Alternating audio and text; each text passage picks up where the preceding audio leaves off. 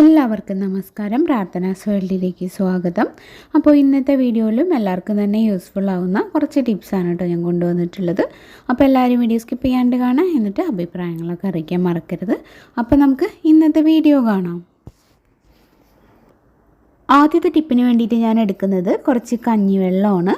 അപ്പോൾ തലേ ദിവസത്തെ കഞ്ഞിവെള്ളം ഒന്നല്ല കേട്ടോ, നമ്മൾ ഇന്ന് ചോറ് വെച്ചിട്ടുള്ള കഞ്ഞിവെള്ളമാണ് ഞാൻ ഈ ഒരു ടിപ്പിന് യൂസ് ചെയ്യുന്നത്. അപ്പോൾ അതിൻ്റെ ഒരു മുകൾ ഭാഗത്ത് നിന്ന് നല്ല ചൂടാറിയിട്ടുള്ള കഞ്ഞിവെള്ളം കുറച്ച് നമ്മൾ ഇതുപോലൊരു സ്പ്രേ ബോട്ടിലേക്ക് എടുക്കുക. പഴയ സാനിറ്റൈസറൊക്കെ കഴിഞ്ഞിട്ടുള്ള ബോട്ടിൽസൊക്കെ കിടക്കുന്നുണ്ടെങ്കിൽ അതൊക്കെ എടുത്ത് വയ്ക്കുകയാണെങ്കിൽ നമുക്കിങ്ങനെ യൂസ് ചെയ്യാൻ പറ്റും. ഞാനിപ്പോൾ അതുപോലുള്ള ഒരു ബോട്ടിലേക്കാണ് ഈ കഞ്ഞിവെള്ളം ഒഴിച്ചു കൊടുക്കണേ കേട്ടോ. ഇനി നമുക്ക് ഇതിലേക്ക് കുറച്ച് കംഫർട്ടും കൂടെ ഒഴിച്ചു കൊടുക്കാം. അപ്പോൾ അത് നല്ലൊരു സ്മെല്ലിന് വേണ്ടിയിട്ടാണ് നമ്മൾ കംഫർട്ട് യൂസ് ചെയ്യുന്നത്. ഒരു ലേശം മാത്രം ഒഴിച്ചു കൊടുത്താൽ മതി. ഇനി എല്ലാം കൂടെ ഒന്ന് ഷേക്ക് ചെയ്ത് നമുക്കിത് അടച്ച് നമുക്ക് ഉപയോഗിക്കാം കേട്ടോ. അപ്പോൾ ഇത് എന്തിനാണ് യൂസ് ചെയ്യാമെന്ന് വെച്ച് കഴിഞ്ഞാൽ, നമ്മൾ ചിലപ്പോൾ ചില ഡ്രസ്സുകളൊക്കെ അലക്കി കഴിയുന്ന സമയത്ത് കഞ്ഞി മുക്കില്ലേ, അങ്ങനെ കഞ്ഞി മുക്കി നല്ലൊരു ബലത്തിന് വേണ്ടിയിട്ടാണ് അങ്ങനെ ചെയ്യുന്നത്. അപ്പോൾ അതൊക്കെ ചെയ്യാൻ മടിയുള്ളവർക്ക്, അല്ലെങ്കിൽ അത് ചില ദിവസം നമ്മൾ ചെയ്യാൻ മറന്നു പോയാൽ നമ്മുടെ കോട്ടൻ്റെ ഡ്രസ്സൊക്കെ ഇങ്ങനെ വല്ലാണ്ട് ഇങ്ങനെ തളർന്ന പോലെയായിരിക്കും ഉണ്ടാവുക. അങ്ങനെയുള്ള ഡ്രസ്സുകൾക്കൊക്കെ നമ്മൾക്ക് ഈ ഒരു രീതിയിൽ യൂസ് ചെയ്യാൻ പറ്റും. അപ്പോൾ ഈ ഒരു സ്പ്രേ നമ്മൾ അയൺ ചെയ്ത് കൊടുക്കുന്ന സമയത്ത് ഒന്ന് സ്പ്രേ ചെയ്തിട്ട് അതിൻ്റെ മുകളിലായിട്ട് അയൺ ചെയ്യുകയാണെങ്കിൽ നമുക്ക് ആവശ്യത്തിനുള്ള ഒരു സ്റ്റിഫ്നെസ് ആ ഒരു ഡ്രസ്സിന് കിട്ടും കേട്ടോ ഉണങ്ങുന്ന സമയത്ത്. അപ്പോൾ നമുക്ക് എല്ലാ ഭാഗത്തും ഇതേപോലെ കുറച്ച് കുറച്ചായിട്ട് സ്പ്രേ ചെയ്ത് കൊടുത്ത് അയൺ ചെയ്ത് എടുക്കുക കേട്ടോ. അപ്പോൾ ഇങ്ങനെ അയൺ ചെയ്ത ശേഷം നമ്മളിതിങ്ങനെ ഫോൾഡ് ചെയ്ത് വെക്കരുത്, ഒരു ഹാങ്ങറിൽ ഹാങ് ചെയ്തിടുക. ചെറിയ നനവ് എവിടെയെങ്കിലുമൊക്കെ ഉണ്ടെങ്കിൽ അതൊന്ന് നല്ലപോലെ ഡ്രൈ ആയിട്ട് കിട്ടാൻ വേണ്ടിയിട്ടാണ് ഇങ്ങനെ ചെയ്യുന്നത്. ഡയറക്റ്റ് നമ്മൾ കബോർഡിൽ കൊണ്ടിടാതെ കുറച്ച് സമയം പുറത്ത് ഹാങ്ങറിൽ ഇട്ട ശേഷം നമുക്കത് മടക്കി വയ്ക്കാം. അപ്പോൾ ഇങ്ങനെ ചെയ്യുമ്പോൾ കഞ്ഞിവെള്ളം നമ്മൾ യൂസ് ചെയ്യുന്ന പോലെ തന്നെ നല്ലൊരു സ്റ്റിഫ്നെസ് ഡ്രസ്സിന് കിട്ടും. അപ്പോൾ എല്ലാവരും ഈ ഒരു ടിപ്പ് ട്രൈ ചെയ്ത് നോക്കണേ.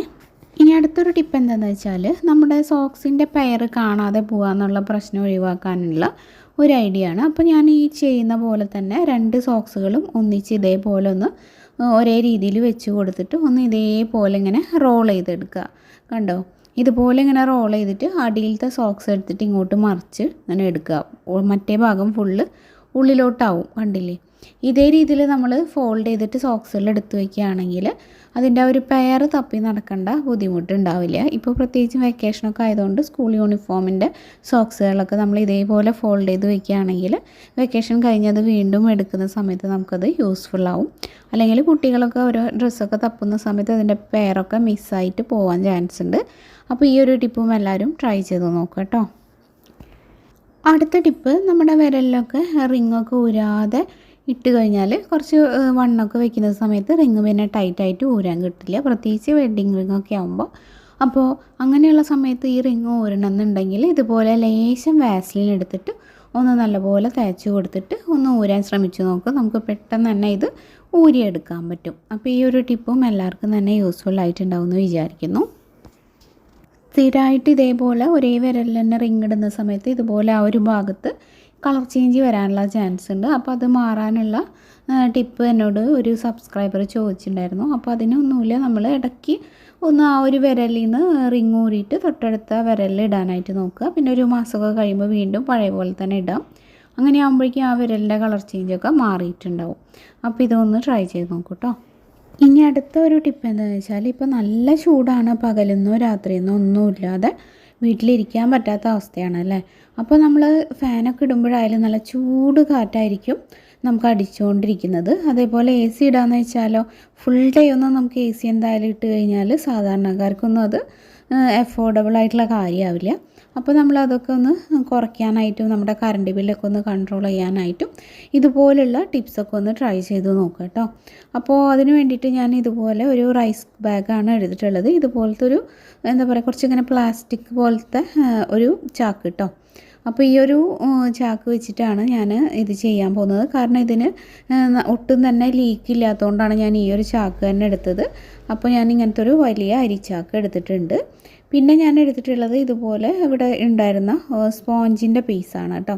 പഴയ എന്തോ കുഷ്യൻ്റെയോ എന്തിൻ്റെയോ ഒരു പീസ് ഇവിടെ കിടക്കുന്നുണ്ടായത് ഞാൻ എടുത്തു വെച്ചിരുന്നതാണ്. അപ്പോൾ ഇതില്ലെങ്കിൽ പഴയ പുതപ്പൊക്കെ ഉണ്ടെങ്കിൽ അതായാലും മതി, അല്ലെങ്കിൽ നല്ല കട്ടിയിൽ ബെഡ്ഷീറ്റ് ഉണ്ടെങ്കിൽ അതോ, അല്ലെങ്കിൽ പഴയ നമ്മുടെ തുണികൾ ഉണ്ടാവുമല്ലോ, നല്ല കോട്ടൻ്റെ തുണികൾ ഒന്ന് മടക്കി അതായാലും മതി കേട്ടോ.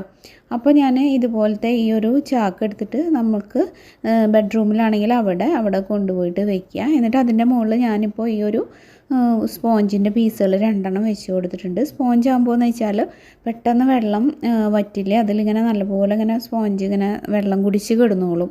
അപ്പോൾ ഞാൻ കുറച്ച് തണുത്ത വെള്ളം ഇതുപോലെ ഒഴിച്ച് കൊടുക്കുന്നുണ്ട്. അതിൻ്റെ കൂട്ടത്തിൽ നമുക്ക് ഐസ് ക്യൂബ്സ് വേണമെങ്കിൽ ഐസ് ക്യൂബ്സും കൂടി ഇട്ട് കൊടുത്താൽ നല്ല റിസൾട്ട് ആയിരിക്കും കേട്ടോ. ഒരു സ്റ്റീൽ ഗ്ലാസ്സിലൊക്കെ കുറച്ച് ഐസ് ആവാൻ വെക്കുകയാണെങ്കിൽ വലിയ ഐസിൻ്റെ ആ ഒരു ക്യൂബ് കുറച്ച് വലുതായിട്ട് കിട്ടുമല്ലോ. അപ്പോൾ അങ്ങനെ ഇട്ട് കൊടുക്കാം. അപ്പോൾ ഞാൻ ഇതേപോലെ ഇട്ട് കൊടുക്കുന്നുണ്ട്. ഇനി നമ്മൾ അടിയിൽ ഇതുപോലെ ചാക്ക് വെച്ചിട്ടുള്ളതുകൊണ്ട് തന്നെ ഒട്ടും തന്നെ നമ്മുടെ ഫ്ലോറിലേക്കൊന്നും വെള്ളമാവില്ല. അല്ലെങ്കിൽ ആകെ നനഞ്ഞ് ഈ വെള്ളം ഫുള്ളിങ്ങനെ ഒഴുകിയൊക്കെ പോകുമ്പോൾ നമുക്ക് വിചാരിച്ച പോലെ ചെയ്യാൻ പറ്റില്ല, അത് ബുദ്ധിമുട്ടായിരിക്കും. തട്ടി വീഴുകയോ അങ്ങനെ വഴുക്കി വീഴുകയോ അങ്ങനെയൊക്കെ ഉണ്ടാവില്ലേ. അപ്പോൾ ഇതുപോലെ ഈ ഒരു ചാക്കും കൂടെ വെച്ച് കൊടുക്കുന്ന സമയത്ത് വെള്ളം അതിൻ്റെ ഉള്ളിൽ തന്നെ ഫുള്ളിങ്ങനെ തടഞ്ഞ് നിൽക്കും. മാത്രമല്ല നമുക്ക് അങ്ങോട്ടും ഇങ്ങോട്ടൊക്കെ നീക്കി വെക്കണമെങ്കിലും ബുദ്ധിമുട്ടുണ്ടാവില്ല.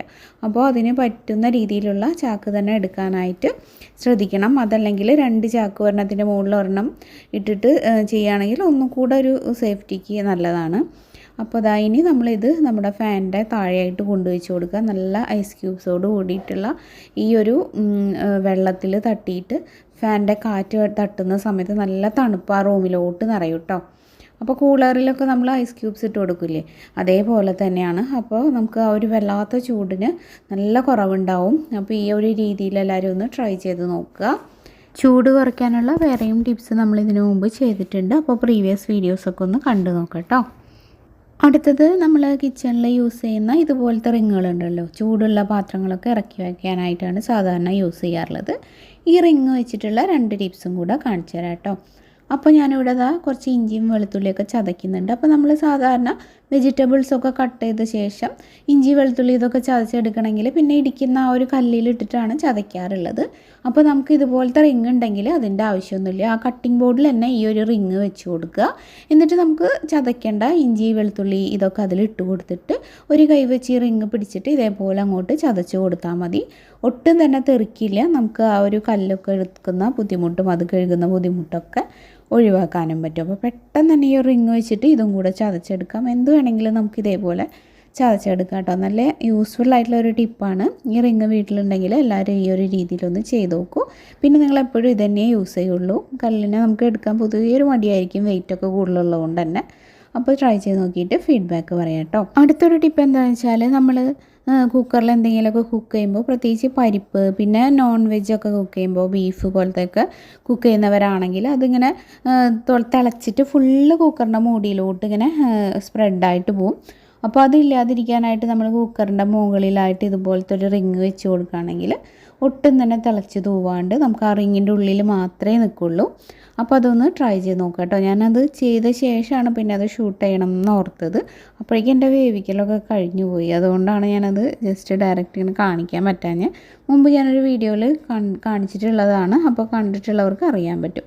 അപ്പോൾ ഇതുപോലെ വെച്ചിട്ട് കുക്കറിൽ ഒന്ന് വിസിലടിച്ച് നോക്കൂ കേട്ടോ. അപ്പോൾ നിങ്ങൾക്ക് ആ ഒരു വ്യത്യാസം അറിയാൻ പറ്റും.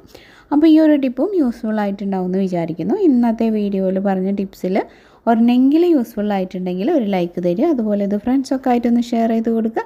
അഭിപ്രായങ്ങളൊക്കെ കമൻറ്റിലൂടെ അറിയിക്കുക. ചാനൽ പുതുതായിട്ടാണ് കാണുന്നതെന്നുണ്ടെങ്കിൽ ഒന്ന് സബ്സ്ക്രൈബ് ചെയ്ത് സപ്പോർട്ട് ചെയ്യണേ. അപ്പോൾ ഇന്നത്തെ വീഡിയോയിൽ ഇത്രയൊക്കെ ഉള്ളൂ. വീഡിയോ ഞാനിപ്പോൾ വൈൻഡപ്പ് ചെയ്യുകയാണ്. ഇനി ഇതുപോലെ മറ്റൊരു യൂസ്ഫുൾ വീഡിയോ ആയിട്ട് വീണ്ടും കാണാം. എല്ലാവർക്കും നന്ദി. താങ്ക്